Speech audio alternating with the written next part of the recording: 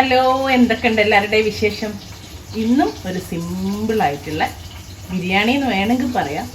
ബ്രേക്ക്ഫാസ്റ്റോ ഡിന്നറോ ഇനി ലഞ്ചോ ഒക്കെ ആയിട്ട് കഴിക്കാൻ പറ്റിയ, എല്ലാവർക്കും വീട്ടിൽ ട്രൈ ചെയ്യാൻ പറ്റിയൊരു സിമ്പിൾ റെസിപ്പി തരി ബിരിയാണി.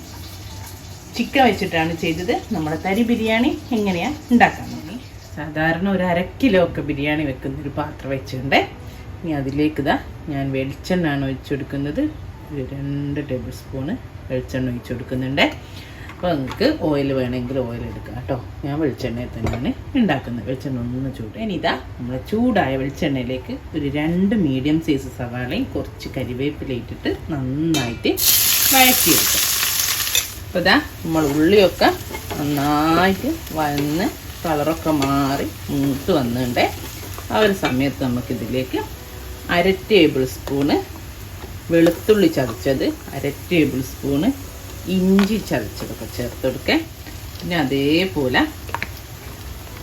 2 വലിയ പച്ചമുളകും മുറിച്ചിട്ടതും കൂടെ ഇട്ട് കൊടുത്തിട്ടുണ്ട്. ചതച്ചാലും നല്ലതാണ്. അപ്പോൾ ചെറുതായിട്ട് അരിഞ്ഞിട്ടാണ് അതുകൂടെ ചേർത്തിട്ട് ആ പച്ചമണം മാറി വരുന്ന ഒന്നുകൂടെ നമുക്ക് വഴറ്റി കൊടുക്കാം. അപ്പോൾ പച്ചമണമൊക്കെ മാറി. ഇനി ഞാനൊരു 400 ഗ്രാം അധികം ചിക്കൻ നമ്മൾ ബിരിയാണിക്ക് എടുക്കുമ്പോൾ അത്ര വലുതാക്കിയില്ല കേട്ടോ. അതിൻ്റെ നേരെ പകുതി പീസാക്കിക്കാനുണ്ട്. ആ ബിരിയാണിക്ക് എടുക്കുന്നതിൻ്റെ നേരെ പകുതി, ഒരു ബിരിയാണി പീസ് 2 പീസ് പോലെ ആക്കിയതാണ്. ഒരു 400 ഗ്രാം ചിക്കൻ ഉണ്ട്. അത് ഇട്ടിട്ടൊന്ന് നമുക്കിതിൽ വഴറ്റിയെടുക്കാം.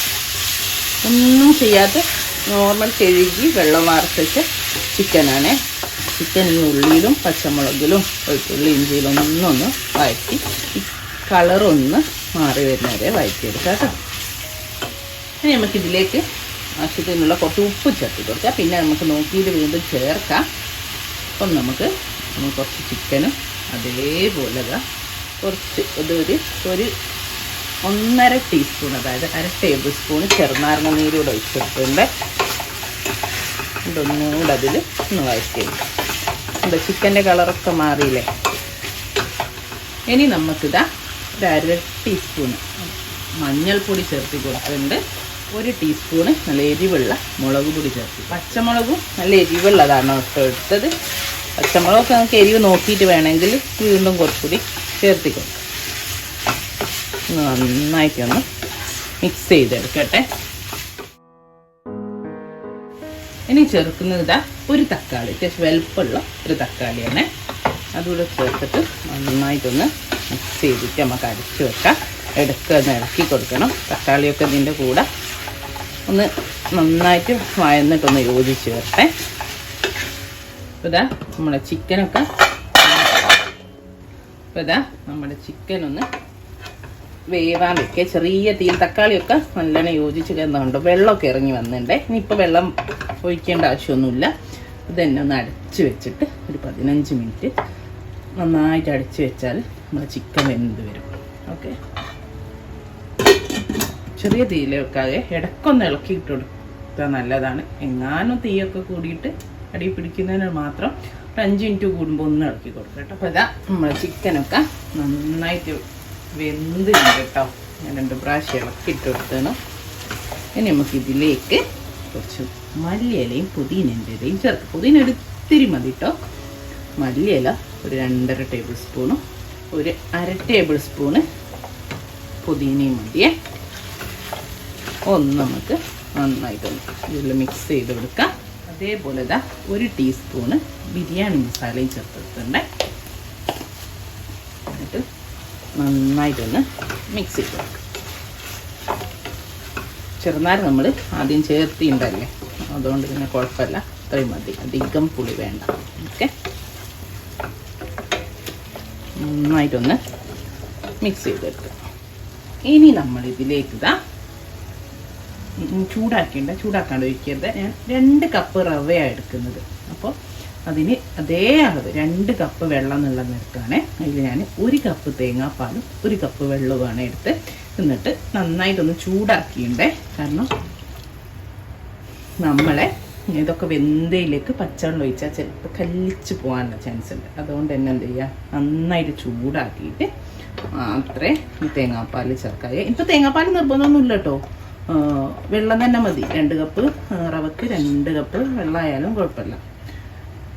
നന്നായിട്ടൊന്ന് തിളച്ച് വരട്ടെ. എന്നിട്ട് നമുക്ക് ഉപ്പൊക്കെ നോക്കണം. അപ്പോൾ ഞാൻ ഇവിടെ എടുത്തത് 2 കപ്പ് റോസ്റ്റഡ് റവയാണ് ഇതെടുത്ത് ഇവിടെ വെച്ചിട്ടുണ്ട്.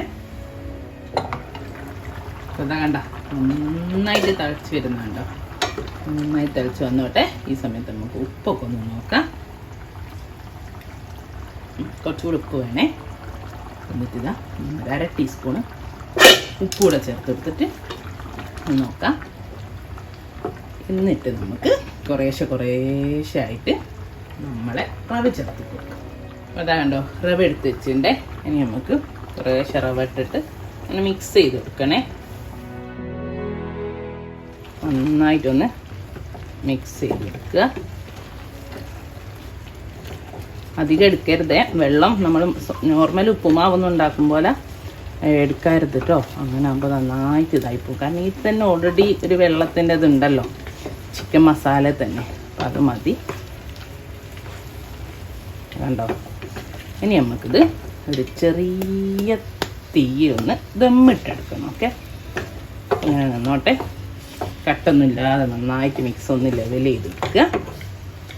എന്നിട്ട് ഇതിന് മുന്നേ നമുക്ക് ദമ്മിടുന്നതിന് ചെറിയൊരു പണിയുണ്ട്. ചെറിയ തീയിലേക്കൊന്ന് മാറ്റി കൊടുക്കുക. കുറച്ചുകൂടെ ഇത്തിരി മല്ലിയിലൊക്കെ മേലൊന്നിട്ട് ഒന്ന് ദമ്മിടുക. ഇത്രേ ഉള്ളൂ. ഓക്കെ, എന്നിട്ട് മേലെ 1 ടേബിൾ സ്പൂണ് നെയ്യ് ഒഴിച്ചു കൊടുക്കുക.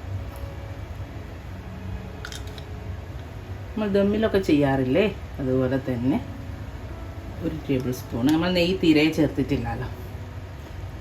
ഇപ്പോൾ വാങ്ങുന്ന വറക്കാത്ത റവയാണെങ്കിൽ ഒന്ന് നെയ്യ് ഇത്തിരി വെച്ചിട്ട് ഒന്ന് വറുത്ത. അതേപോലെ ഒരു നുള്ള് ബിരിയാണി മസാല ഒന്ന് സ്പ്രിങ്കിൾ ചെയ്തെടുക്കുന്നുണ്ട് മേലെ. ഇത്രേ ഉള്ളൂ. ഇനിയിപ്പോൾ നിങ്ങൾക്ക് വേണമെങ്കിൽ അണ്ടിപ്പരിപ്പ് മുന്തിരിയൊക്കെ ഒന്ന് പൊരിച്ചിടാം. ഉള്ളി വേണേ പൊരിച്ചിടാം. ഒക്കെ നിങ്ങളെ ഇഷ്ടം. ഞാനിപ്പോൾ ചെയ്യുന്നില്ല. അപ്പോൾ അതാ ഏറ്റവും ചെറിയ തീയിൽ അങ്ങനെ വെച്ചിട്ടുണ്ട്. ഒരു 10-15 മിനിറ്റ് സമയമില്ല. 10 മിനിറ്റ് വെച്ചിട്ട് തീ ഓഫ് ചെയ്തിട്ട് ഒരു 10 മിനിറ്റ് കൂടെ നിൽക്കണേ. അപ്പോഴേ ആ കറക്റ്റ് കിട്ടുള്ളൂ.